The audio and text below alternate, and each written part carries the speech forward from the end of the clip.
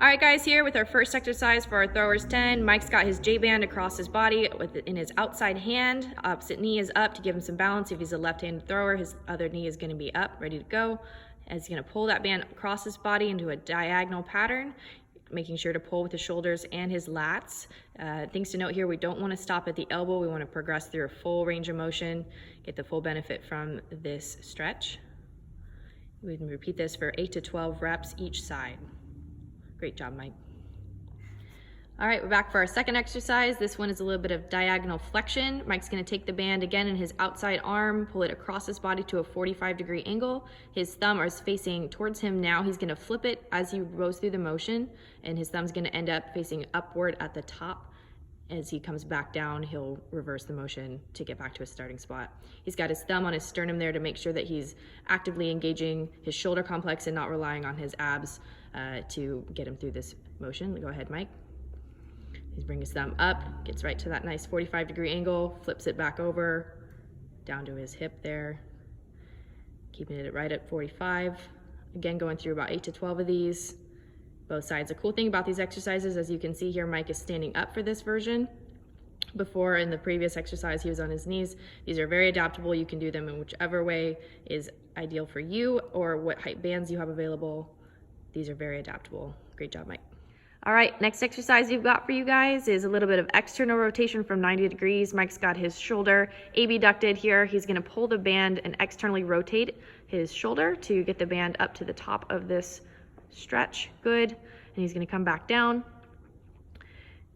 Big thing here, we wanna make sure that we're working just the shoulder complex. Again, Mike's got his thumb on his sternum to ensure that he's using his shoulder, not his body.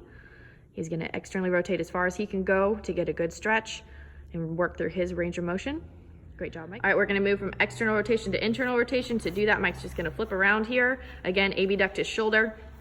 He's gonna pull that band from that 90-degree position forward as far as he can go through his range of motion here, keeping his shoulder in control, nice and controlled motion here. Great job, Mike. Hey guys, welcome back to our Throwers 10 series. This is exercise 9. Mike's in a prone position here on his stomach. He's gonna raise his arms off the ground and reach his arm around and keep as much space between his thumb and his shoulder as possible. He's gonna bring that hand over his lower back here and then go ahead and reset that position. Nice job, Mike. He's gonna alternate to his other side. Again, rotating his arm as he goes through. These are controlled articular rotations, meaning he is purposefully turning the head of his humerus in his shoulder joint as he goes through this controlled motion. Great job, Mike. All right, hey guys, welcome back for our 10th and final exercise of our Throwers 10 here. This is prone sagittal flexion and extension. Mike's gonna take one of his hands and reach all the way back behind his head, while the other arm simultaneously is gonna reach to his lower back, again, rotating in that controlled manner.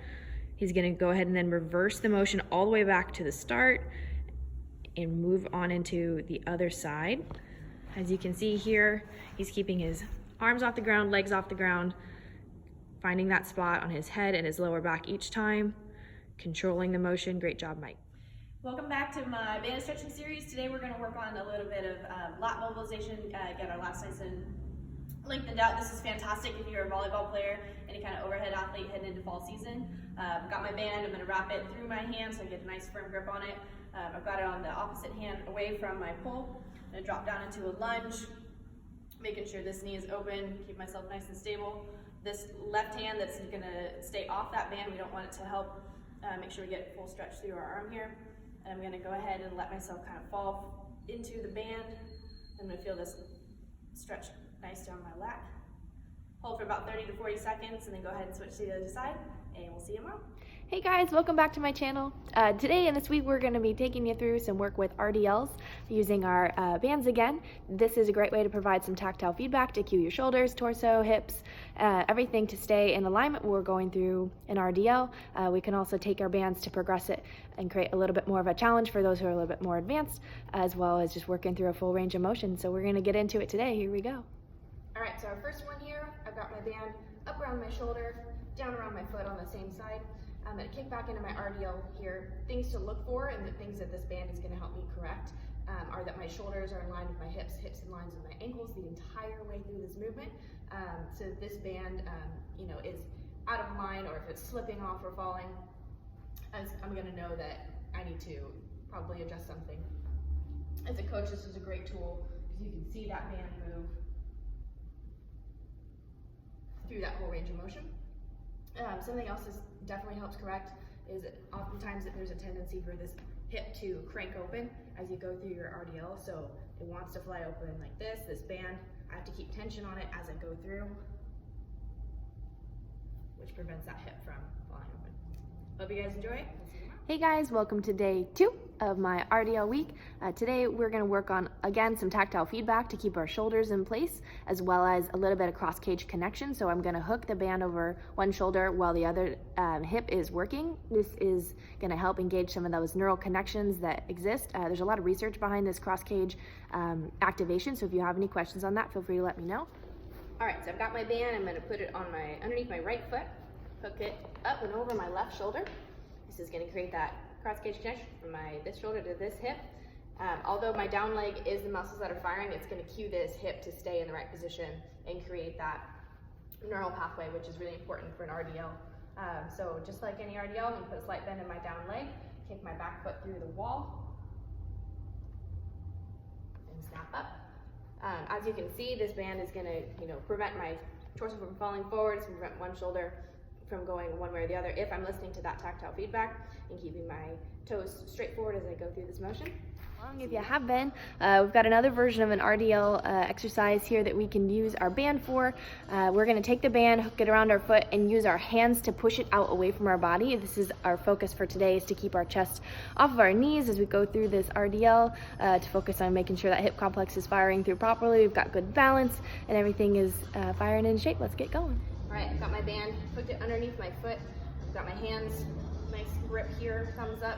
I'm gonna go ahead and get into my RDL, and as I do my RDL, I'm gonna push these bands out away from my body. Just like so, go all the way through. Keeping my chest off my knees. This is a really good cue to help your hands and your chest get into the right position. Hey guys, welcome back to the last day of my RDL series this week. Thanks for following along if you have been. Things to note as we've gone through the series this week, all of these are corrective exercises for a Romanian deadlift that can be used with the band or not. Different focuses being as we push the band out away from our body, working on our shoulders, putting the band over one shoulder and down to connect to that bottom leg to help elongate and kick that back heel through the wall. There's lots of different ways you can correct different things. We're going to adapt the exercise to what we needed to do. Sometimes you get guys in here who are super bulletproof. The RDLs are great. By putting them through all of these types of corrective exercises, we can kind of pinpoint where there might be a small weakness, if any. It's fantastic for beginners as well if they're just learning and need a little bit of extra tactile feedback to get their exercise to that next level. Today's work, we're going to add a little bit of an explosive piece. So very similar to yesterday's, we're going to push the band out away from our body, but we're going to add a little bit of a jump to it. Let's get into it. All right, I've got my band hooked in my hands and underneath my bottom foot here. I'm going to kick out into my RDL. As I come back up to the top, I'm going to jump up, get into a little bit of triple extension. Focus here is power and explosiveness. Here we go.